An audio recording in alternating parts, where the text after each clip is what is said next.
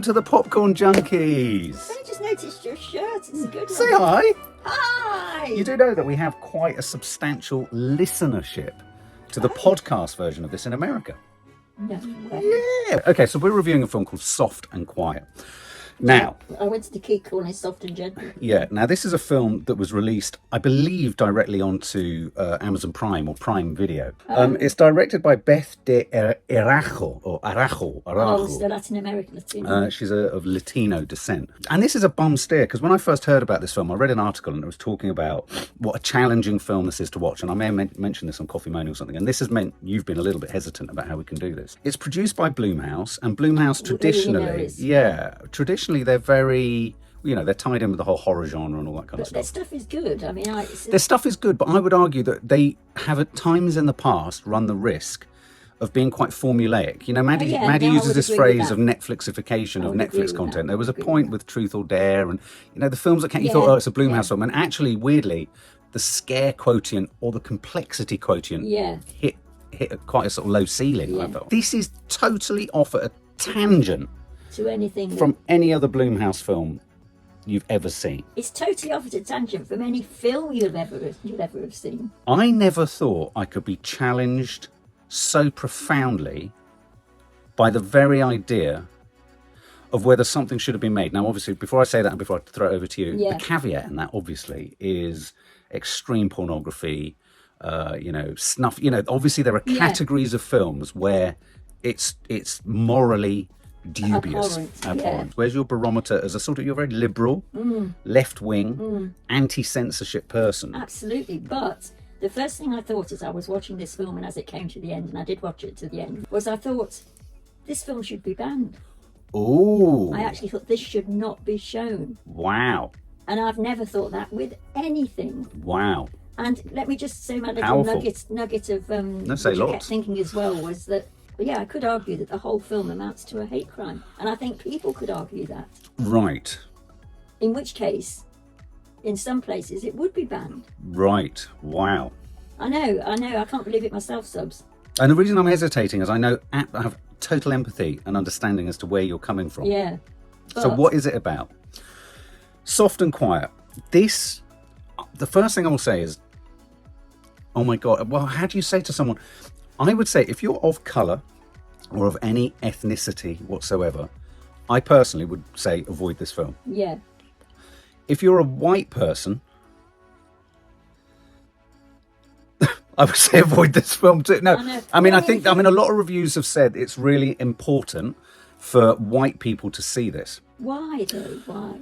Okay, so this is a film about a group of women. It's shot in it masquerades as being shot in one continuous take. Yeah. It's actually been shot across 4 days. And a little bit like films like 1917 and Birdman, they use ellipses editing or elliptical editing. It was done really nicely. Really, really well. And it creates the sense of being shot in a day, which I think always adds, if done well, a real kind of impact and power. It presents all sorts of dilemmas because, of course, as a viewer, you do keep being snagged by the idea, and it's only an hour and a half long.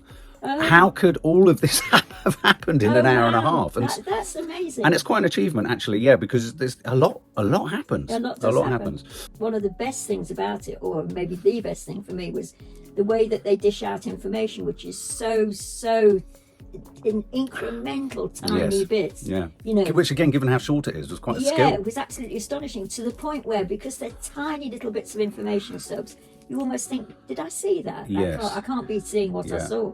I'm thinking now, can I mention one of them? Well, I'd just like to, and I think I know the one you're going to mention. And absolutely go for it. But I just want to say, we're developing a project about a troll, and we're coming at it from the perspective of almost compassionate insofar as people who do horrible things can come from incredibly benign walks of life. Yeah. People can live in a nice suburban house. They can do a nice caring job like a teacher's assistant or a nurse. I'm not homing in on those, or a nurse or something like that. And yet privately, there was a piece in the papers recently entitled "My Mother the Troll." Underneath that, they can be doing something that you just can't even begin to fathom, that can actually contribute to such profound distress, potentially suicide and death. This film does the same thing about white supremacists, essentially. But I think you're going to explain. And so we start, and she's a teaching assistant. Yeah. Or she teaches, or she's a teacher. They give us some information in the very first scene, don't they? Which is that's what I thought was so clever. When I went, and I didn't want to think any of it was clever because I was so outraged by the whole film, but it was clever. When I sort of started to look back at the way they'd given us the information, the biggest thing that sort of made me sit back in my seat and think, what am I watching? Starting off was the cake. Oh, yeah. I thought that was genius. It was absolute genius. And I mean, such a little simple thing. Genius. And what was genius about this? So again, bearing in mind, you've got the sense of one take.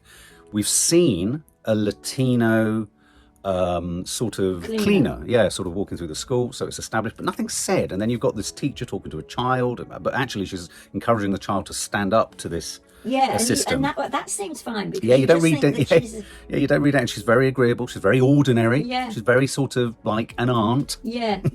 And then she goes to this group of women, and essentially a group of women come together, and she places a sort of cherry pie down. Yeah, she's got this group together, or one of them's got this group together, and we don't know anything about these women at that point, and sort of opens it like, here's my pie.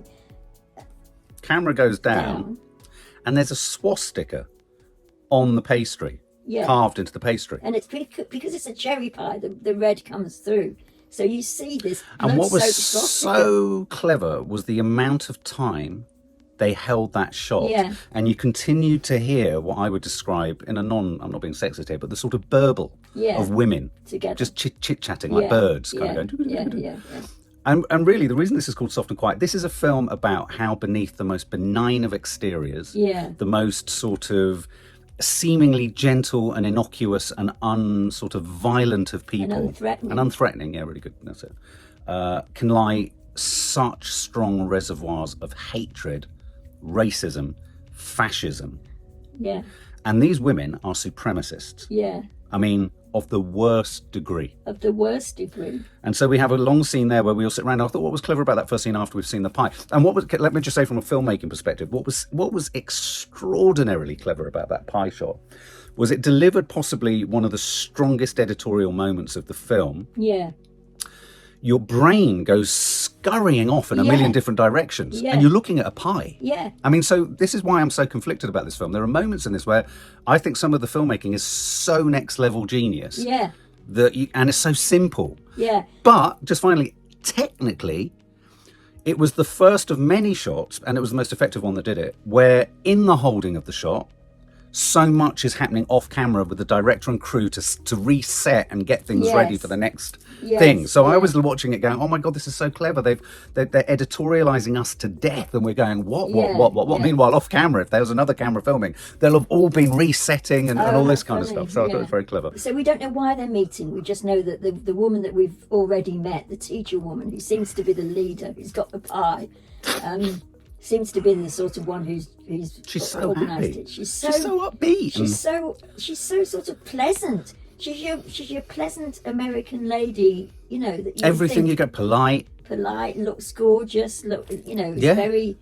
And quite modern looking too. We're not looking at someone here who looks like a sort of, I don't want a character. No. But you know what I mean? She doesn't look like a white supremacist, and that's the point. And as we move to the group talking, this is the last thing I'll say about the pie. Because the pie threw me such a curveball, and I've been watching films for years, was I thought, did I just see what I saw? Although I knew I did because he held the shot, she held the shot.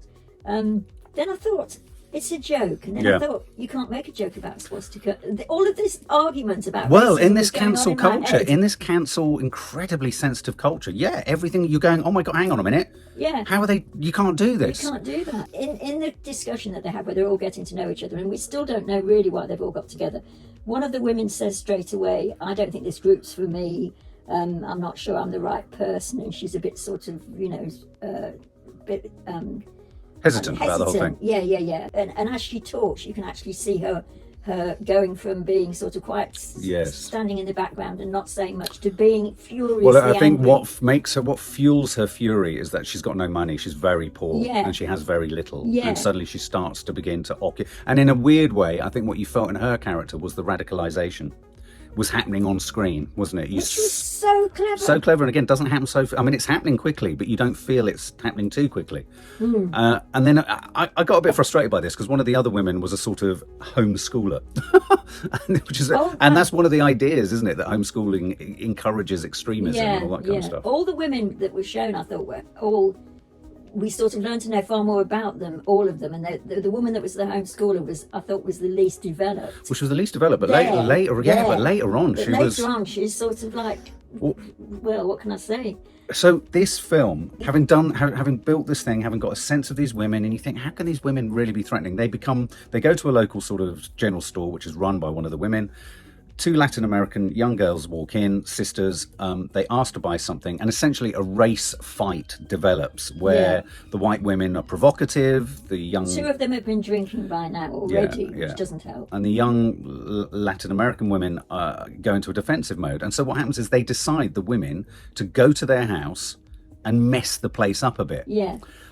Shit on the bed is one of them. Yeah, shit on the bed, all this, which one of the things. Which in and of itself is just hideous, and you're sort of sitting there watching this, and you're thinking, "Oh my God, they're winding each other up all the time that this is going on," which is the other thing that I thought was so clever, because it sort of goes from the pie scene to the supermarket scene, which can't be that long, especially if it's such a short film.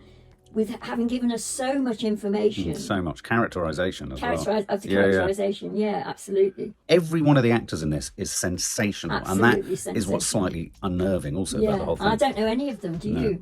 And so they go to the young girl's house, and it's a relatively nice house. The resentment kicks in about what they've got versus they haven't got. They rile each other up. And then I believe one of the girls came home, or did she come home early or something? Yeah. And so what develops is a bungled, what started as a sort of, let's disrupt the house and do some sort of, if you like, vandalism. Yeah, vandalism. Becomes an incredibly escalating disaster. Violent situation. They egg each other on all the time, and even if you've got one who's not thinking it's a very good idea or standing back, maybe more standing back a bit. Because none of them seem to think it's a bad idea. They're all in it, but they don't want to do it. And then, it's taking place in front of you. And it escalates. So they tie the younger one up. They're sort of pouring alcohol down their necks. Some, as you rightly say, some of the women are toing and froing with the sense of comfort or not with this. But you can almost see that baying pack of a sort of a frenzied excitement keeps kicking in. And they keep surging. I thought that was quite clever, because there would be doubt, and then there would be no, double down on it. And then they'd step back, and then they'd double down on it.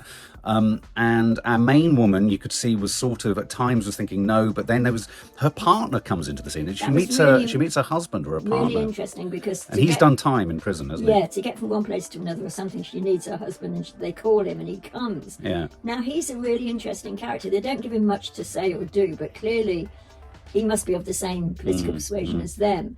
But he knows it's a bad idea. He knows everything about mainly because he's been in prison. Yeah, and he knows that everything that they're doing is wrong. And in the end, because they're so persuasive, and because it seems that the biggest sort of thing that he's the boyfriend or the husband of the main girl woman, that we see in the beginning, is that the biggest sort of thing that she can say to criticise him is, don't be a pussy. Don't be a pussy about this. What's wrong with you? You know. Which I thought what was important about that was it almost it parked the women in a more hostile place to men, which I thought was quite an unusual thing. It is unusual. You see him sort of fold. It's obviously an argument they've had many times.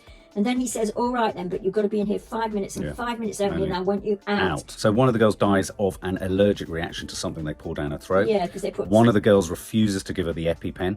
And at that point you think, oh shit, they're willing to let them die. Yeah. The next thing that happens in this film is the point at which I thought this has gone too far. Yeah. I mean, it's all gone too far, but you can argue editorially that we are being forced to be feeling uncomfortable about how this level, and I think this is the important point of the film, this level of violence and aggression and hate is ultimately parked in the DNA of the most potentially benign looking people. And I think that's what this film's about. We like to think of them all as those kind of, cap wearing Confederate flag sort of darn KKK thing.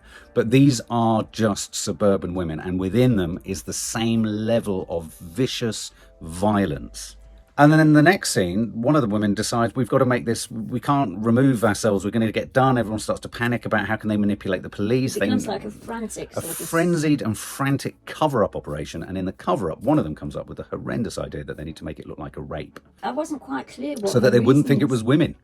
Oh, so that they wouldn't think so that they women. could distance the crime scene from it being... And one of them says at one point, who'll think that 5 women have done this? Yeah, almost everything from this point to the end of the film is frantic clearing up of what they've done and sort of setting in place what they're going to do with the body. It all becomes a sort of exercise of getting rid of the other girl. Well, and so both women are essentially killed, and one of them is something happens to the other one in the, and it was the most uncomfortable thing I think I've ever watched. Ever.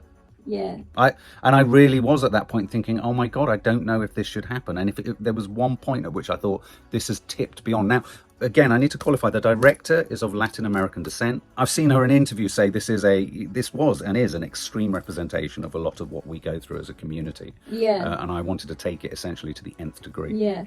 I mean, when they're talking together, the women, all the things that they're saying to each other are things that we ourselves, who are non-racist, have heard a million times about immigrants coming and taking our jobs, then the way that they don't have, they have nicer homes than us, and every single thing is stuff that we've heard all the time. Yeah. And then, but these women that are involved in this crime just take it to a further degree. And I think what's clever about it was also, because I was thinking, God, this is Trumpian America.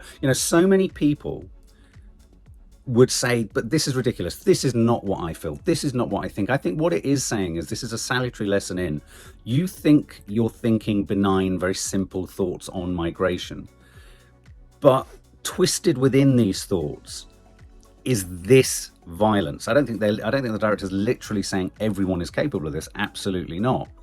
But everyone's thinking.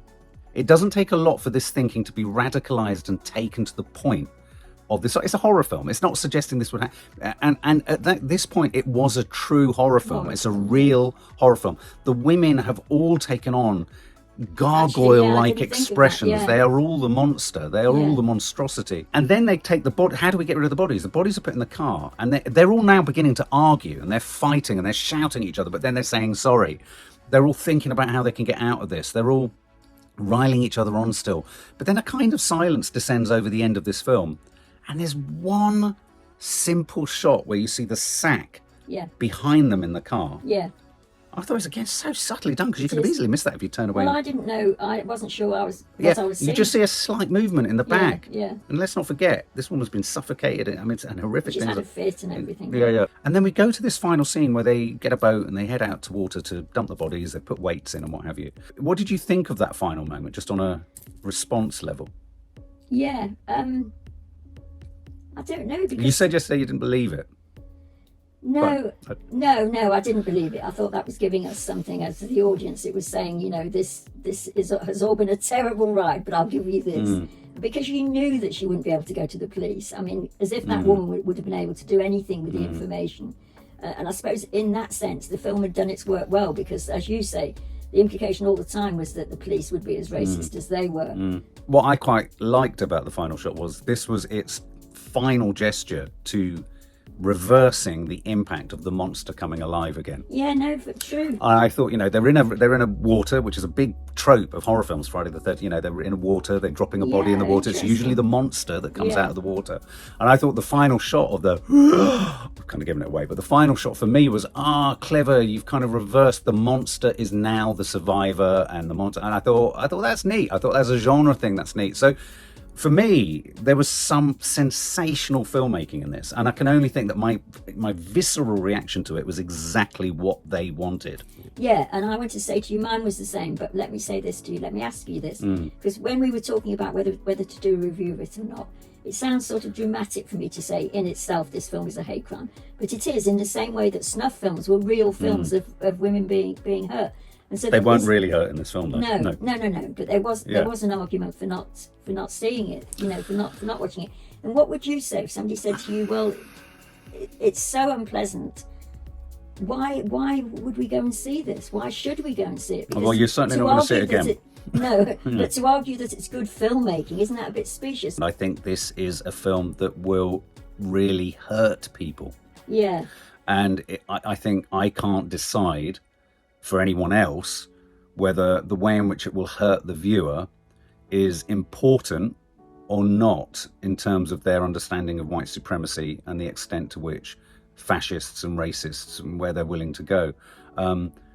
I wouldn't say to anyone I know, watch it, which is an interesting thing. And the reason I wanted to review it is that I do think it's a moment in filmmaking which rarely happens, where one's literally thrown to the junction of, I don't know if this should happen. Or I definitely feel the scene in the middle around the sexual assault wasn't needed for the impact of the film to have been established. I thought that was a step too far. And though you don't literally see it, you feel it and you hear it, and it's just, I was like, oh my God, this is horrendous. So, and I do go back to, though I don't want to sound patronizing, you know, anyone of an ethnic minority. I mean, I've seen many reviews say, even, you know, overtly, you know, this is not a film for anyone to see, and you know, who could potentially have racism enacted against them. I think yes, but also I think for anyone who knows if you know where you stand on racism too, do you need to see it? I mean, it's a difficult question. I can't answer it. I can't answer. I mean, guys, tell me if you see it, or if from what we've talked about, you can get a sense of it. What do you think? Or do you, from us talking about it, do you think this isn't a film I want to see, which would be an interesting thing, don't you think? Yeah. So I'm not willing to score it. It's not one of those films. No. But Soft and quiet. Let us know. Soft and quiet. Soft and quiet.